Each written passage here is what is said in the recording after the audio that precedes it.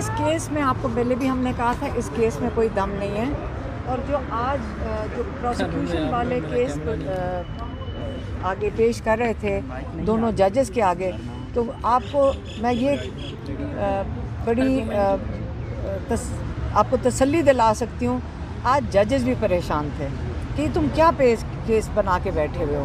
اور ان کو بھی نہیں سمجھ آ رہی تھی کہ اگلے، میرا نہیں خیال ججز کو یہ بھی پتہ ہے کہ اگلے 5-6 دن انہوں نے پروسیکیوشن سے سننا کیا ہے۔ جو کچھ پروسیکیوشن اب بتا رہی ہے نا، وہ آپ یہ سوچ لیں کہ میرے خیال میں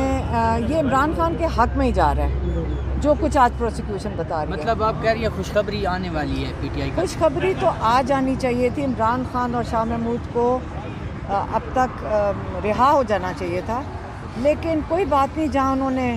تقریباً 8-9 مہینے کاٹ لیے ہیں تو تھوڑے سے دنوں کی بات ہے۔ جب پروسیکیوشن انشاءاللہ ختم کرے گی تو ججز انشاءاللہ ان کو رہا کریں گے، کیونکہ اس کیس میں کچھ بھی نہیں ہے۔ اور یہ سارے لائرز بھی کہہ رہے ہیں جو باہر بیٹھے ہوتے ہیں کہ یہاں تک کیس پہنچ کیسے گیا ہے، کیونکہ اس کو تو کئی دن پہلے ججز کو رہا کر دینا چاہیے تھا دونوں کو۔ اچھا نیما خان صاحب، جس طرح رانا ثناء اللہ صاحب نے کہا تھا کہ اگر پی ٹی آئی کی قیادت بات کر لے تو عمران خان کی رہائی پاسبل ہو سکتی ہے، کیا آپ نے پی ٹی آئی قیادت کو نہیں کہا کہ بات چیت؟ اچھا میری بات سنیں، آج تو میں نے جو کچھ میں نے بہت دفعہ کہا، رانا ثناء اللہ پہ بہت تنقید کی کہ انہوں نے یہ کیس کس قسم کا کیس کیا تھا عمران خان اور شاہ محمود پہ، جس پہ سزائے موت ہو سکتی ہے۔ لیکن آج جب ہم کیس سن رہے تھے اندر، تو ایک بہت ضروری خیال آیا اور ہمیں سمجھ آئی کہ اگر آج ہمیں رانا ثناء اللہ کا شکریہ ادا کرنا چاہیے کہ انہوں نے یہ کیس کیا سائفر کا، کیونکہ اب یہ پورا تاریخ کا حصہ بن گیا پاکستان کی، سارا ریکارڈ قائم ہو گیا ہے۔ یہ ریکارڈ پاکستان کے، جب یہ کیس، یہ سارا ریکارڈ جائے گا سپریم کورٹ میں، اور وہاں پہ جو سائفر عمران خان نے بھجوایا تھا اپنی حکومت میں چیف جسٹس کو، وہ ابھی ان کے پاس موجود ہے۔ اس کے بعد ہمیں جانا چاہیے پاکستانیوں کو سپریم کورٹ، اور ان کو کہنا چاہیے یہ سارا ریکارڈ، پورا ریکارڈ تیار کر کے اس کیس کا پڑا ہوا ہے، اس کو بھی کھلوائیں اور وہ سائفر بھی کھولیں۔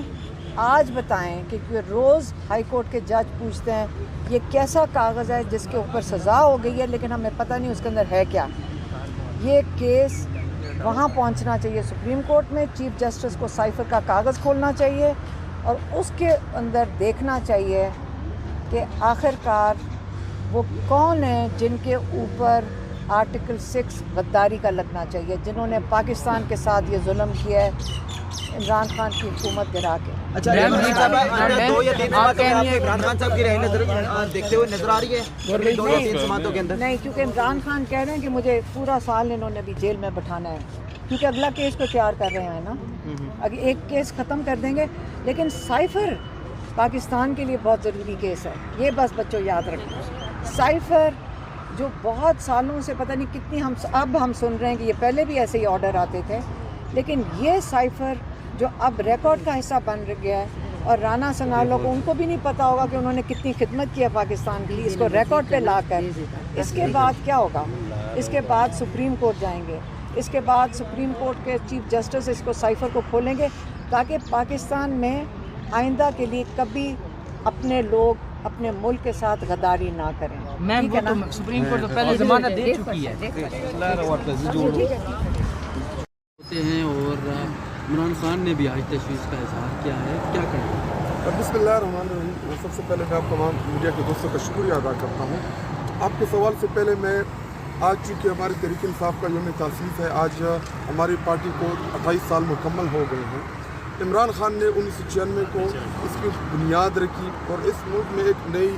جماعت مارد وجود میں آئی جس کا نام تحریک انصاف تھا، اور انصاف کا لفظ ہماری پارٹی میں اسی لیے ہم نے انصاف کا اس کو نام دیا کہ ہم اس ملک میں سول سپریمیسی کے لیے، اس ملک میں جوڈیشل ریفارمز کے لیے، اور اس ملک میں غریب اور امیر کے درمیان جو انصاف کا فرق ہے، اسی لیے اس پارٹی کی عمران خان اور ہم نے بنیاد رکھی۔ اور آج میں ایک کارکن کی حیثیت سے یہ مجھے کہنا پڑ رہا ہے کہ جس بندے نے اس ملک کو شوکت خانم دیا، جس لیڈر نے اس ملک کو ورلڈ کپ دیا، जिस लीडर ने इस मुल्क को नमल यूनिवर्सिटी दी, जिस मुल्क में पहली दफ़ा तारीख में एक लीडर ने जो आने वाली नस्लों के बारे में सोचता है, उसने सेहत इंसाफ कार्ड दिया, गरीबों के लिए एहसास प्रोग्राम दिया, और इसी तरह पाकिस्तान के मुस्तकबिल के लिए 10 बड़े डैम्स के ऊपर हमारी हुकूमत में काम शुरू हुआ, और इसी तरह बिलियन ट्री सुनामी का अगर आप प्रोजेक्ट दे दें कि अरबों दरख्त लगाए खैबर पख्तूनख्वा और पूरे पाकिस्तान में इस पार्टी ने, आज वो लीडर पाबंद सलासल है, उसको कैदे ना हक में रखा हुआ है, और आज वो खुद इंसाफ का मुंतज़िर है। आज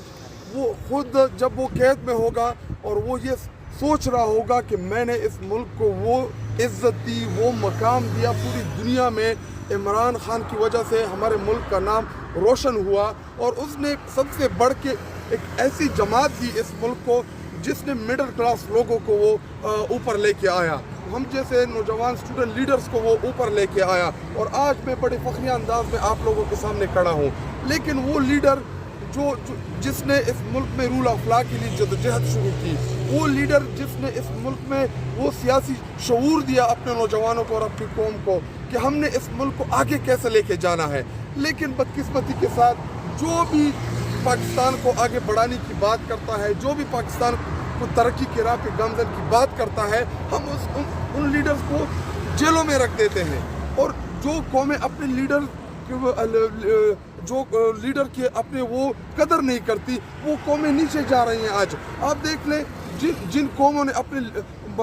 बड़े बड़े लीडर्स की इज्जत की, जिनको मकाम दिया, आज वो ममालिक हमसे बहुत आगे जा रहे हैं। और बदकिस्मती से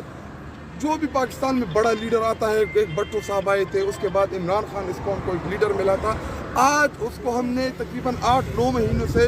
पाबंद सलासल कैद ना हक में रखा हुआ है। और केसेस क्या है कि जी आपने खुददारी की बात क्यों की, आपने साइफर के बारे में कौम को आगाह क्यों किया। इससे पहले साइफर के बारे में मेरे ख्याल में बशमूल मेरे आधे से ज़्यादा पाकिस्तानियों को साइफर का इल्म ही नहीं था कि साइफर होता क्या है, साइफर आता कैसे है, साइफर में होता क्या है, साइफर में लिखा क्या जाता है। उसने कौम को समझाया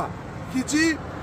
एक बैरूनी मुल्क हमें धमकियाँ दे रहा है, वो मुदाखलत कर रहा है हमारे मुल्क के अंदर, अगर ऐसा ना किया तो आपको संगीन नताइज का सामना करना पड़ेगा। आज इमरान खान क्यों पाबंद सलासल है, वो इसलिए कि इमरान खान ने एब्सोल्युटली नॉट कहा, और एब्सोल्युटली नॉट कहने से फ़ायदा क्या हुआ जी। 2002 में या 9/11 के बाद जब परवेज़ मुशर्रफ ने एक टेलीफोन कॉल के ऊपर पॉलिसी बदल दी, नुकसान किसको हुआ? नुकसान मेरे खैबर पख्तूनख्वा के अवाम को हुआ, क्योंकि वहाँ पे जंग चढ़ गई। जंग के नतीजे में मेरे 70-80 हज़ार बेगुनाह लोग शहीद हुए, सिक्योरिटी फोर्सेस के लोग शहीद हुए, इसी तरह पुलिस जो थी, हमारे पुलिस के नौजवान उसमें शहीद हुए।